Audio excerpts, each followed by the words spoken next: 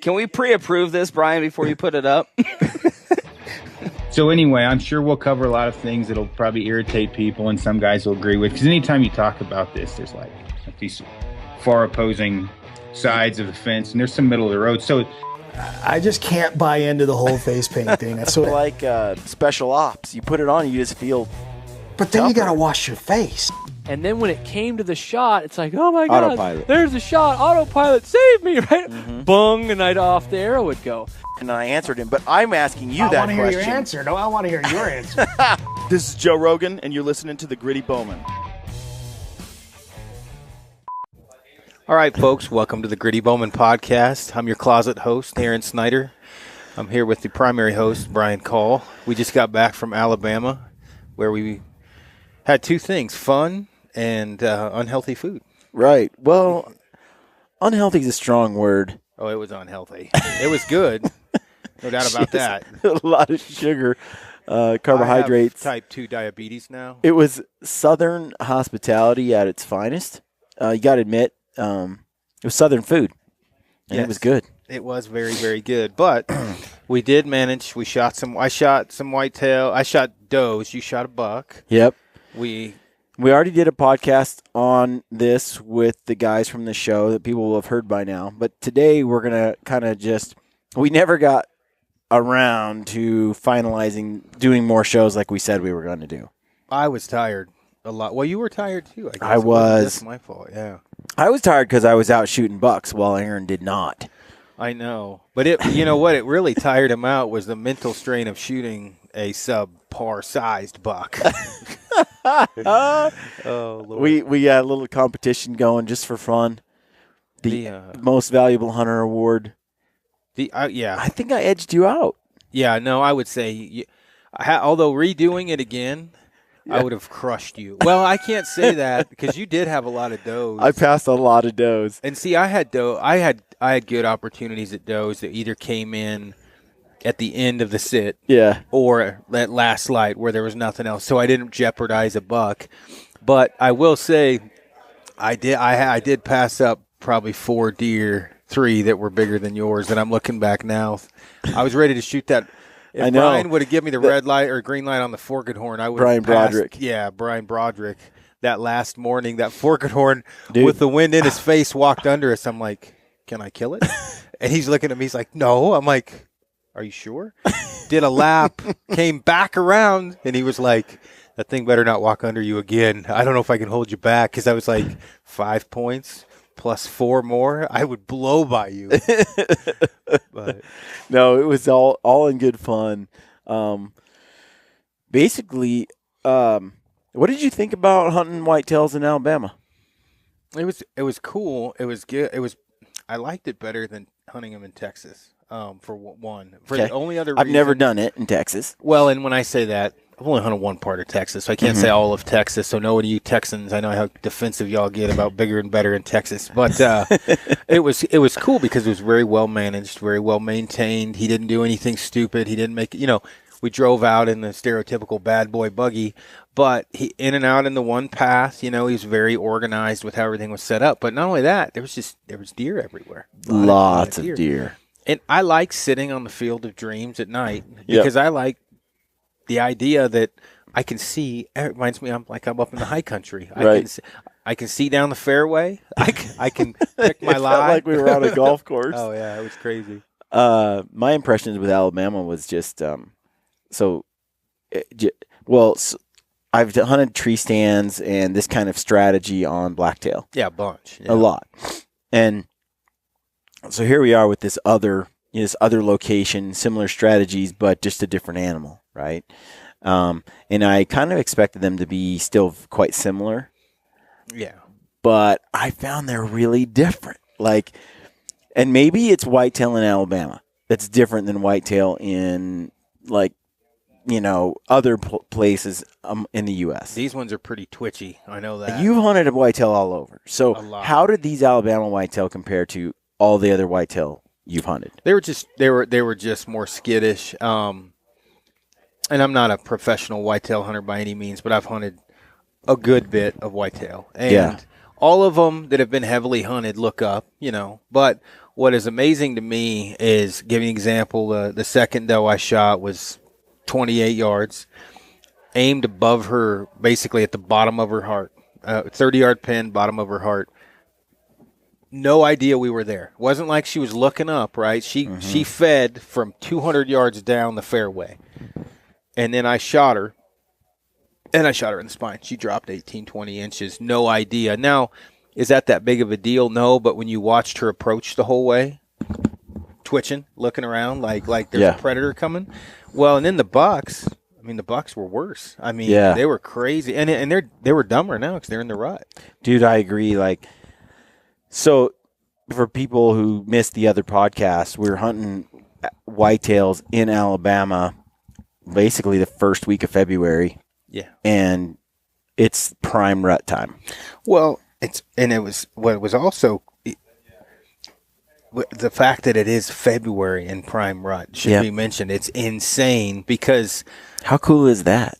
Well, that here in the Snortwees in February is pretty cool, right? Seeing bucks. I saw 2 spikes, and literally their spikes were they were like half of my pinky digit long, getting after little baby spikes, and they went after each other like they were going to kill each other. There wasn't sparring. It wasn't friendly. It was you will die. Faces in the dirt, spinning around, kicking up stuff, just thrashing each other as hard as I've never seen 2 young bucks just go at each other like this before. Yeah. So that was cool. I haven't seen blacktails be quite that aggressive in their fighting. I see them fight and be aggressive. Mature bucks. Never seen little ones. I've seen little ones spar a lot, but I've never seen this. Well, there was some serious hate. Oh yeah, these bucks. What was crazy is, short period of time we were down there, but had a decent buck come through that I probably could have killed, but it was not a dominant buck. Mm-hmm. But usually in the rut, from my experience, even on a non-dominant buck, if you snort wheeze, they'll at least stop. Yeah. Yeah, this thing ran like Usain Bolt. And I didn't do an aggressive snort wheeze, but he didn't look back. Yeah. Right? He just blew out. No, another buck came in because I thought, well, maybe it's my snort wheeze. Right. And you can't really screw up a snort wheeze. But then another buck came in, to look around, but he was looking scared to death. Well, when this buck came, through, when it stopped, when I snort wheezed at it, I thought, well, let's get some better video. I think you got it on. I think Wes got it on camera. Yeah. But there's some cool video. Yeah, you don't want to call to these deer much. I found, and I think Brian Broderick told me not to. They don't like the calling much. What's funny is they're super vocal. I heard them grunting and wheezing at each other like crazy, and chasing does all over the place. But again, back to the blacktails comparison. Yeah. When blacktail are walking through the woods, and this is in prime rut, most of the time they're deliberate, they're slow, they look around, they're calm. Yeah. They're like statues, they freeze. They think they hear something, and then they tiptoe across and they stop. These bucks are moving. Whitetail are spastic. Yeah. These whitetail are like ADD. They're like hyperactive. And that is the same with where I've hunted in the rut anyway. They're moving. They're bouncy and shifty and looking over their shoulder, and they're just like almost impossible to get a clear shot. They're amped. Yep. Yeah, they are. And blacktail aren't amped like that, dude. They even when they're getting chased and they're chasing, I've never seen them be as schizophrenic. Well, that when I moved my head and we were out sitting on that one, and it was almost dark, and he's like, "That doe's got you pinned." 150 yards out, and I literally was like, and that's hard for me to sit still to begin with, and I was pretty slow for me especially, and I literally got to hear, and Broderick's like, "That doe's got you pinned, don't move," and I'm thinking, are you kidding? I am in trouble this week because I moved more than I probably should. It's what got me and Wes, and I will say, Wes, if you're listening, I don't know who moved more between you and I, but that one morning I'm certain he and I we scared 6 total deer off. And it wasn't that we did any, there wasn't any crazy movement. Yeah. It was just we didn't hear the deer come in, and then Wes would do and then there would be a deer 40 yards behind looking up at him. Well, then later on, I would just get, bored, want to stand up. I wouldn't do the look around, the clear, and I'd stand up, and there was a buck, and it's blowing out now, right? Yeah. I did shoot at a buck that blew before the arrow got to it. And when I say blew, I don't mean blew out, like blew before the arrow got to it, and the deer was 3 feet from my arrow before it got. I mean, I'm sure I'll get criticized for this, but whatever. I like It was to try only to tell the 60 truth. yards, wasn't it? 50. 50 yards. Doesn't that seem like miles away with these deer? Yes. What had happened, the deer came up, and I didn't think I thought it was 3.5 when I saw it. But when I first saw it, I thought it was a doe going through the woods. And I looked at Broderick. I said, it's a doe. It's coming right under us. Well, it wasn't a doe. It was a buck. And it comes up, and it's 17 yards away, and it's looking up. I would have just drilled it in the chest. But I didn't have my bow drawn back because I didn't think. But it was a good buck. And for people to understand, like, we're trying to respect Brian's property. Like 4.5 plus. He has this land, and he's really trying not to kill the young bucks. He wants people to take the old folks off the property. Which, as long as and you can shoot a doe a day, as long as I get to shoot something, I'm fine. So my quote unquote quench for bringing home the bacon is being quenched. So I'm fine with. Like you're whacking does whenever. Good. Yeah. Well, I mean, I got a little bit of a, Alabama. Well, I was excited because he goes, the one thing you want to hear from your cameraman, kill it. And I'm like, son of a. But now it's moved. It's not 17 yards anymore. Well, when he said kill it, it had started to walk off. And so when I went to draw, I was trying to draw at a consistent, a smooth draw, but. Yeah, it didn't work. Whatever. Not he ran a sudden off. movement. And but he didn't run. He didn't know what was up. He ran off and he started feeding. And I'm like, he comes out, I'll kill him. Not. He came out broadside at 50. Looked in the field, left and right. I waited for him to start eating. I'm like, calm down. I think I put my 50 on his heart, and it didn't just shoot over him. He was 3 feet to the left before the arrow got there. And I was like, wow, holy cow, that was quick. And I ended up shooting a doe that night. Same thing, I shot it high. And with that deer, would I have hit it if maybe it wasn't, I hadn't already alerted it? Maybe. I don't know. But I know I probably wouldn't take that shot again. Well, from my experience, so I have the video of my buck that I shot, and I'm in the tree stand, and that thing came to 25 yards. And we have the video of it, and you can see it drop at 25 yards. And normally, speaking to Brian, he doesn't like to grunt to stop them in position. I can see why now. Because then they alert, and they're like, okay, and they tense. Yeah. And then when they hear the shot, they jump, they duck, they wheel around, whatever. So he prefers not to alert them. But this buck is coming down the path, and I go to full draw on the buck, and he's going to walk right downwind of us, a couple more feet, and probably smell us. So I'm at full draw. I've got a shot, but this buck is just coming. Like, that's one thing I noticed about these deer, especially it's rut, of course, but with a lot of blacktail, I never see him just abandon caution. Yeah. And just walk. Yeah. And this buck, he's walking. It's like they're less patient, whitetails. Like, they got a place to go. Yeah. And he's just marching along. And anyway, comes down, grunts. I take the shot. I put the shot, it's 25 yards. I put my 20 on his heart, expecting him to drop. And he drops. Yeah, you spined him, didn't you? A whole foot. Yeah. And it hits him right in the back, and he drops.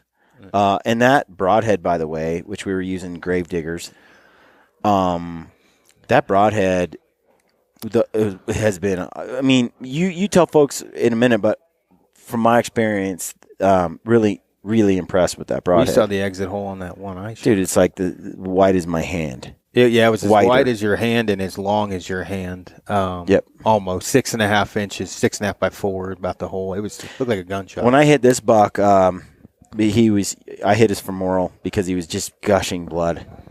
But the drop, we slow motioned it, and you can see, man, 25 yards away. And, he's broadside. It's so much drop in seconds. You cannot beat the speed of sound. And he doesn't, by the way, the arrow goes off and he's still standing there. Yeah. And you don't see him drop until you see the arrow in the frame about, I'd say, 6 or 7 feet from the deer. You can see the arrow, and then you can see him drop from that point. So he didn't drop as soon as I shot. He dropped like a split second, or at least you couldn't see his movement until the arrow was almost about to impact him. And I couldn't believe. It's like he could hear the arrow coming. Oh, yeah. And I mean, when you were shooting higher, we were screwing around with the vanes. Yep, we were. You were shooting higher profile vanes, and I was shooting the stealths. And, I mean, that's the one thing, like, when I got home, I took that pro drop off my Defiant and put on a DOA. It's just quieter, and it's amazing if you hunt elk your whole life, you go, let's say you hunt elk 10 years and you shoot at 8 bulls or whatever, cows, whatever. Mm-hmm. They don't drop much. Drop a little. And then you go hunt, the whitetails, and the kill box is tiny, 60% smaller, whatever on these deer. The reaction time is, 5,000% higher. I mean, it's insane. So it's not a big target to begin with. And the grave diggers, we were shooting the same chisel tip head. You were shooting 100s. I had 125s. They did damage. That one I shot cornering away, and it blew out literally all the way through it. It blew out the front shoulder through the scapula and left a hole. Low scapula left a hole the size of your hand in it, and that's when I strapped to the pack. And then the next day, I think you posted a picture. Did you? I did, yeah. Not of the hole, but you could see it. But the next day, I shot the doe that ducked, and that went through the spine, out the body, and broke her back leg off. And she obviously just piled over dead. But they were wicked damage on those heads, but.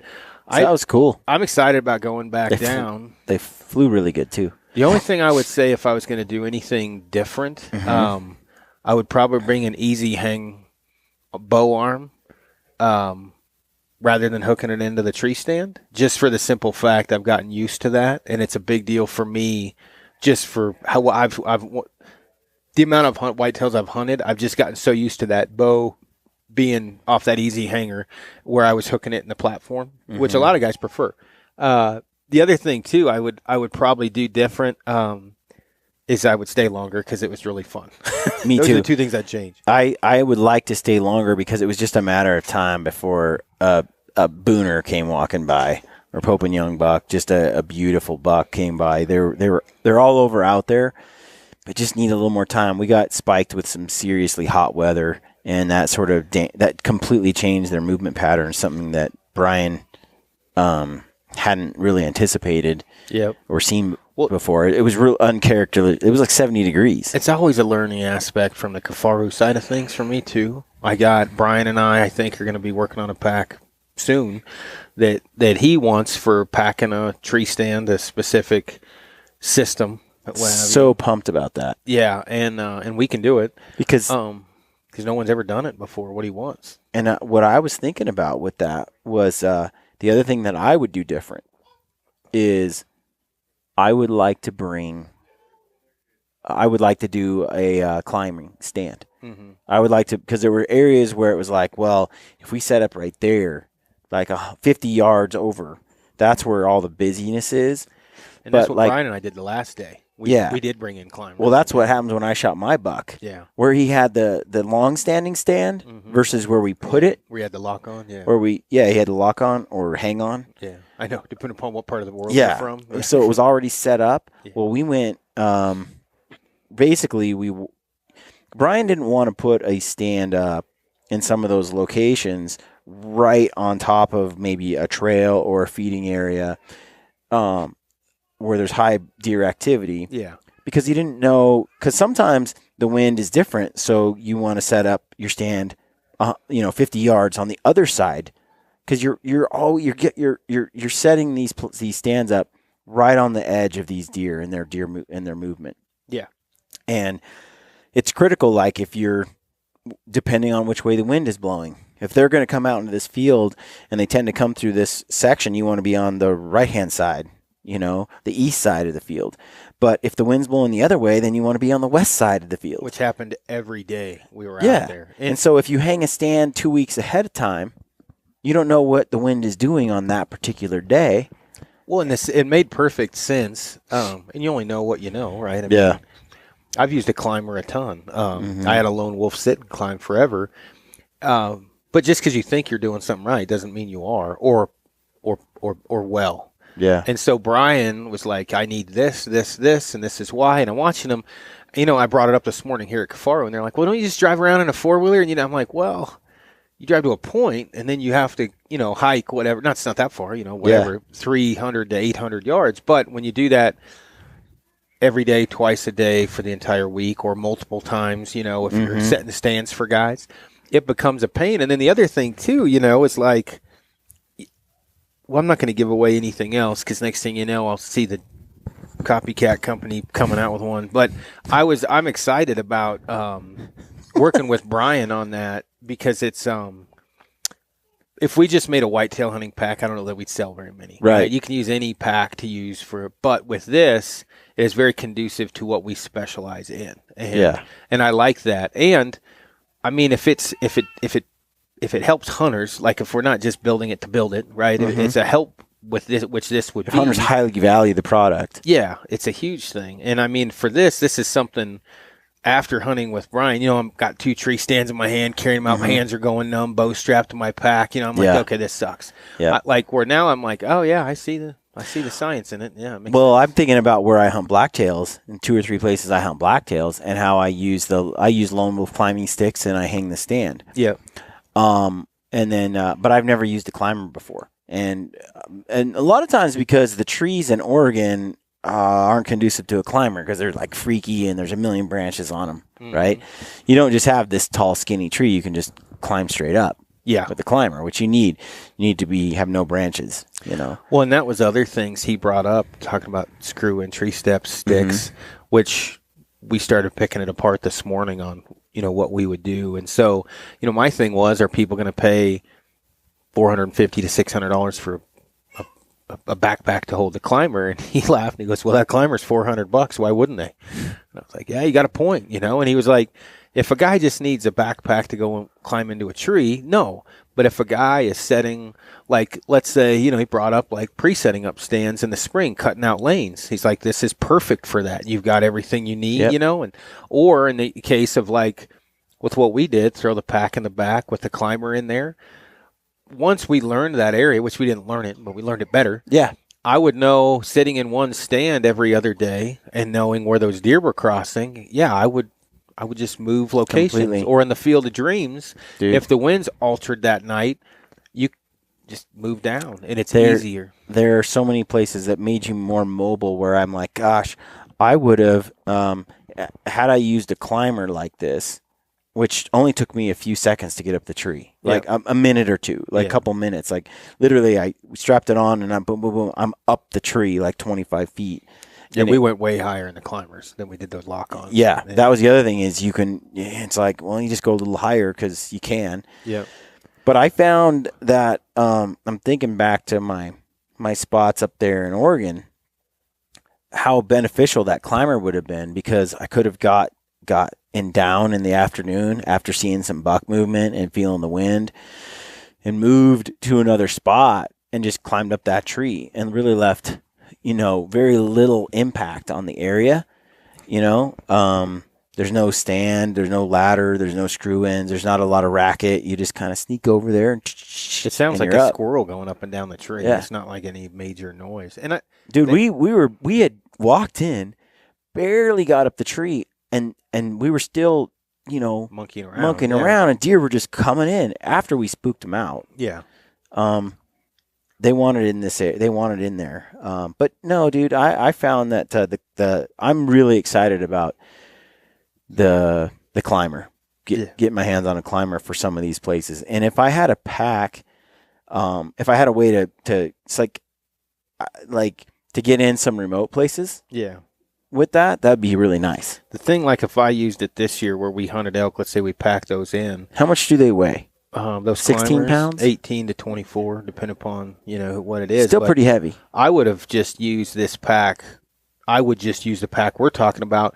You've got the screw and tree steps, your lock on, your sticks, your saw, all your crap you need to hang.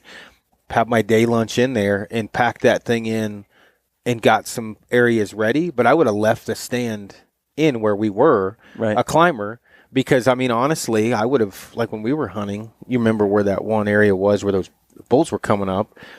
To unscrew all those steps, screw them back in, and move is just not an option when No. you're elk hunting. You don't do it because No. it's too much time and effort. But I would have definitely brought the climber over there and just climbed up. So And you can move from this wallow to that wallow to this trail like that. Just on a day you feel like sitting. no, it was good. And hunting in Broderick was awesome. But I got to say, like, I knew Broderick was cool.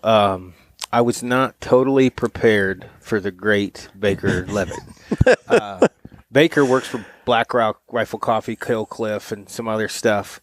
But Baker has, I would say, an extreme case of ADHD, which is attention deficit hyperactive disorder.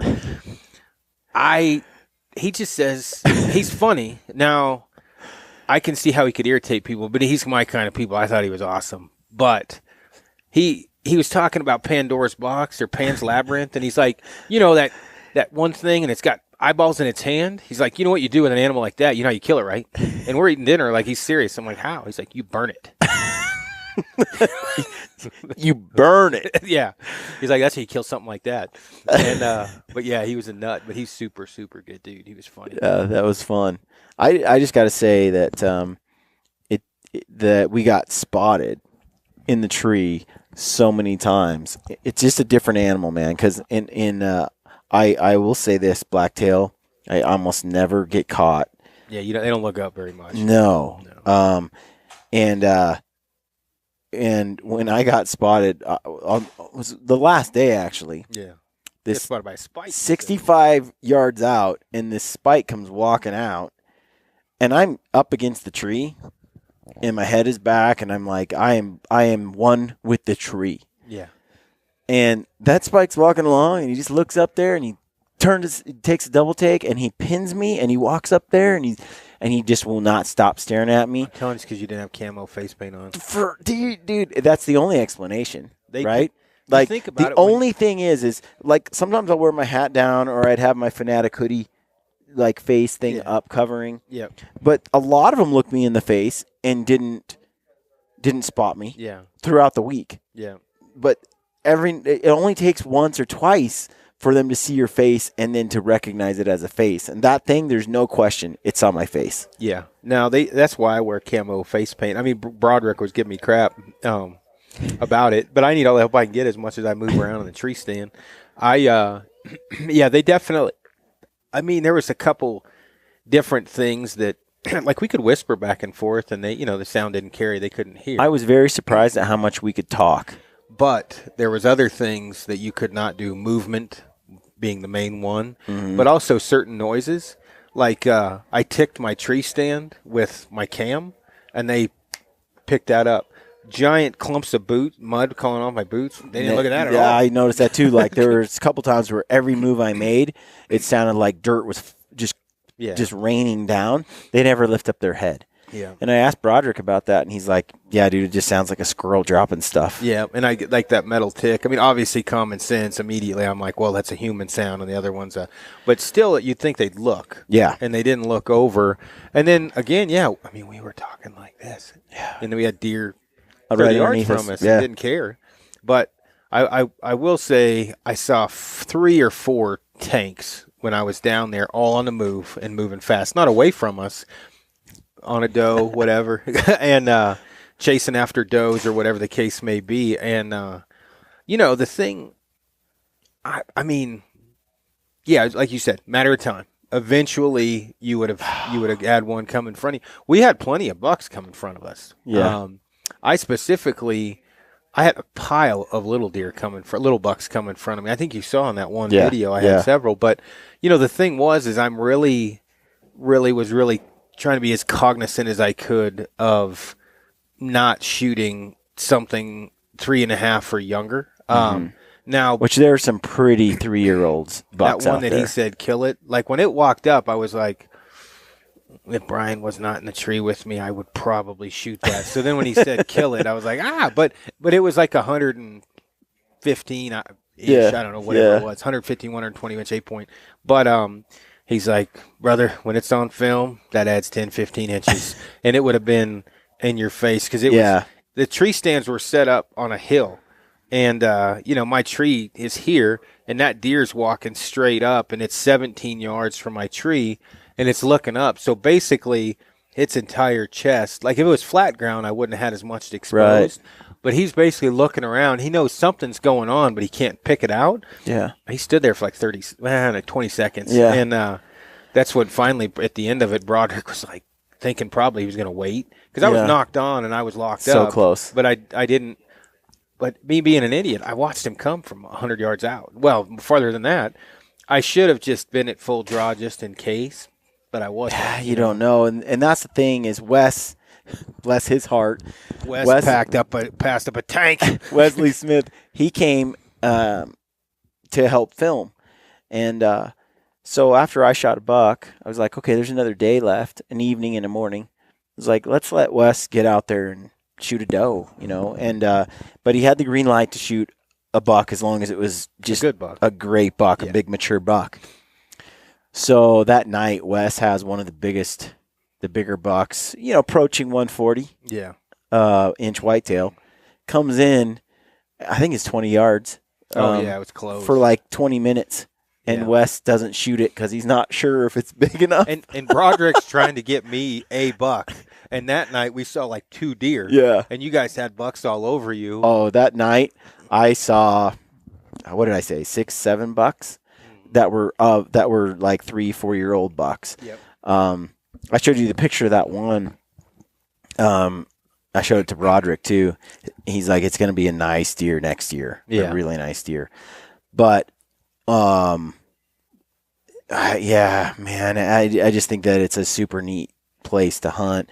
Alabama, they were describing how often these deer are shot at, and you could tell just by the way they're all keyed up. Dude, Friday morning. And just scanning the trees. Oh, yeah, it sounded like the North was invading the South again. There's so many gunshots on the weekend. Oh, man. He's like, you notice the difference between a Monday or a Friday and a Wednesday, don't you? Because we heard like 9 shots on a Friday, and I think I heard 1 shot on a Wednesday. Yeah. It was crazy. A lot of pigs dying, a lot of deer dying. A lot of does getting shot. So that's the other thing in Oregon. You get a tag, you can shoot a white-tailed or a black-tailed doe or a buck. You get one. Yeah. One. You can choose either or. You a lot of times, a doe a day in Alabama, and that's the difference. Yeah. Like I think a lot of deer in Oregon, for example, they're just, they just don't get the pressure because. Especially does, a lot of people are holding out for a buck, so the does just don't get shot at as much. Well, these does are like they know they're just meat for the table. I was just gonna say, it's like somebody like a Somalian or a Chechnyan or something is an Alabama deer compared to an American. A doe has seen combat from birth, right? That thing's been shot at everywhere, and then you take a blacktail. Maybe no one shoots. Not no one. Very few people shoot doe. Yeah, they're not shot at as much as bucks. Maybe, and if they are shot at, it's usually the time they die. Exactly. Where these does, they know the deal. Like they're like, you're not going to catch me slipping that one. It's walking in, and a squirrel runs out and it looks at the squirrel, and the squirrel takes off and it keeps looking, and you can tell it's like I've been caught slipping before here, and it takes another step, and I'm like. The wind's in our face. The doe came from way out, so it hasn't looked. Otherwise, it's going to keep looking up at us if it picked off moving. Yeah, it's ready to get killed, so it knows like it's paying attention. Yep. I just it was super cool. Tell me this, how does that compare to Oh, it depends on where I've hunted in Kansas, but with in Kansas. You guys were saying the deer in Kansas were dumber. Yeah, I don't want to piss off anyone from Kansas, but yeah, I would say the Kansas deer where I've hunted them are dumber. Lower IQ? Or just think they haven't been shot at. They haven't been in combat since birth. I just don't think they're shot at as much.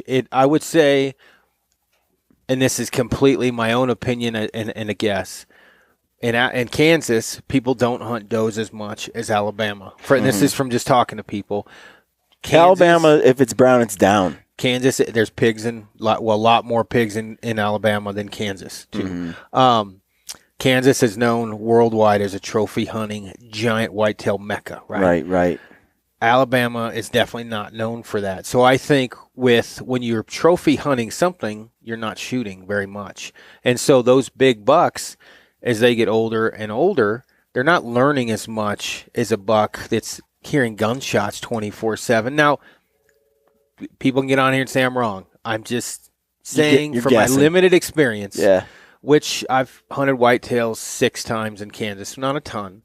But, I mean, I've snort-wheezed multiple bucks in Kansas. They come in on a string. I'm really curious to ask Mark Kenyon at Wired to Hunt, because he's hunting Michigan, which I assume is somewhat similar to Alabama in the sense that they're just the shot. dude up there. He gets shot at by AK-47s by him. But, yeah, I mean, I just think that, you look at it at elk, okay? If you go on a public land elk hunt, and you blow a bugle and it's not perfect time, they run the other way. Right. Okay, you go on a ranch, pick anywhere, and you blow a bugle, you shut the door, you'll shock bugle them like they're coming. And because it's trophy managed, it's where you get shot. All about education, not necessarily IQ. Yeah, exactly. They've been educated. More so different than humans. I mean, you go home every day and you don't put the dish away, you get to shit your. I was doing so good this podcast. You get the crap slapped out of you, you're going to start putting the dishes away. Okay, in reverse, you come out and make a scene and you don't pay attention to your surroundings, you get an arrow flung at you, you're going to be pretty alert when you come in and paying attention to detail. Yeah. It's no different. So. Tell me this before we wrap up. What was your favorite moment on this Alabama whitetail hunt? Or favorite part of it? Man, that is... the one night Broderick and I got pinned down in the stand. As far as like time sitting in the stand, I think I heard probably 20 buck grunts and like 13 snort wheezes. Was that the first day? No, that was the last night. Oh, okay. And we could hear bucks going at it back and forth. It is dark. There's like I don't know how many black spots below me. I didn't shoot anything to have anything in range. I mean, other than a spike and a doe, but I mean, nothing, no bucks. But it was funny because we're sitting in there and you can hear these this bucks just go crazy. And it's fun talking to Broderick. He's hunted quite a bit. And, he's you'd never guess he's killed as much as he has. More than we ever have. And he's just like, oh, yeah, hunted back up there. 1989. He's really very mellow, right? So, but he's going to Alberta with us this year, I think. So that'll be awesome. Yep. Yeah, I think my highlight. It was hugely rewarding to shoot that buck, and definitely a pinnacle of the trip. Get my first whitetail buck. Yeah. I mean, it's pretty cool. But the best part for me was actually the first day, that first morning when we climbed in that stand. Yeah, got up there. There were deer running everywhere, running through the woods, chasing each other, and there was a big buck. Broderick said it was the biggest buck that we saw that week. I think he was 140-something, 150. Yeah. It was a huge whitetail buck running through the trees chasing this doe. When I saw his antlers, they were completely white. Yeah. And thrashed on the front, and they curved and they almost touch in the front. And I'm like, and I see that deer and he's like, shoot her. And from that, I mean, first morning, first day, and you get to see a deer like that. And then there's grunting and wheezing all over in the trees right behind us. Yeah. And we heard that all morning, and and they kept running by, and that buck never stopped long enough for me to get a shot. Yeah. Well, and here's the difference between Kansas and Alabama, right? And here, people can say on TV you don't snort, wheeze, or grunt in a buck when it's wet, but you get a buck chasing a doe, in my opinion, in Kansas, I'm snort wheezing and it's coming and I'm going to kill it. I've killed multiple that way. Yeah. Yeah, there's not at one time would I ever snort wheeze in Alabama at a buck again because I tried it and it ran the other way. Same snort wheeze I use in Kansas. It's not like I changed calls. Yeah. And so you know what I mean when you get just like a bugle. And again, I'm not a whitetail expert, but I've done that multiple times in Kansas and Nebraska. Dude, they lock up and they turn like, oh, really? You're going to snort wheeze at me and come? Where this one was like, ah, and he just took off. So a little bit different, obviously. Plus, snort wheezing out of a tree isn't the smartest thing in the world when they're that close. But I think Broderick's right. You just don't do that unless it's a last resort. No, I that's what I think too. It was just neat though that first morning to see a buck of that caliber, and then that ruined me for the rest of the trip. Like when that buck came out that we were going to shoot, he's like, shoot her. And I turn around and I see it, and I'm like, ooh, it's really pretty whitetail buck, and I'm excited, but I'm like, is that one okay? Because it's a lot smaller than the one on that first day. Yeah. And that was what he wanted, was the one like the first day. He asked us not to shoot bucks like this, but like you said, dude, it's on camera. It's it's sort of like us when we're hunting elk and stuff or Alberta mule deer. Yeah. The first day it's 200-inch or bust. Yeah. And then the second day it's 180, 185, and then it drops down to 100 inches really quick. Well, and that's the thing too is getting and we got to wrap this up pretty quick. But one thing you and I talked about being unable to do a lot of these hunts. We're getting older and getting more financially stable, or at least hunting stable. And for me,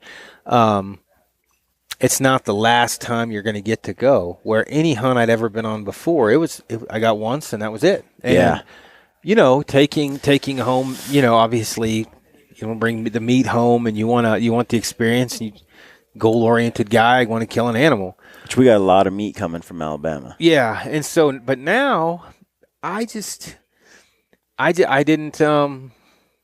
shoot everything I saw for one, which I could have. I kind of looked at it, especially being able to hunt, hopefully down there again. Yeah. Now, don't get me wrong. As I say that, I would have shot the crap out of that fork and horn the last day. And all I was thinking was that the sausage she had cooked the day before, that's right down the road. I'm like, that's even more meat. But it was fun because you can kind of trophy hunt down there. Yeah. There's a good chance you can see a big But buck. I think you're right. Like, I've thought about it a lot. Because we'll probably go back and hang with Broderick again. Yeah. And hunt in that February rut time. It's like, it's not over. It's not a once in a lifetime hunt for us. Yep. We'll probably do it again, and that's neat. So it takes some of that pressure off to where you're like, when you go to Northwest Territories and it's a once in a lifetime deal. Yeah. You really hate to leave without. But if you're going to go once or twice, 3 times, in the next few years, it's a lot different. Yep. Yeah, it is. Yeah, and it's an enviable position to be in. Very lucky to be able to feel grateful for that. Yeah, very, very much so. But we should probably lock it up. A customer just came in, wants to look at the teepee behind us here. All right. Well, folks, thanks for listening to the Gritty Bowman. Stay gritty. Stay gritty.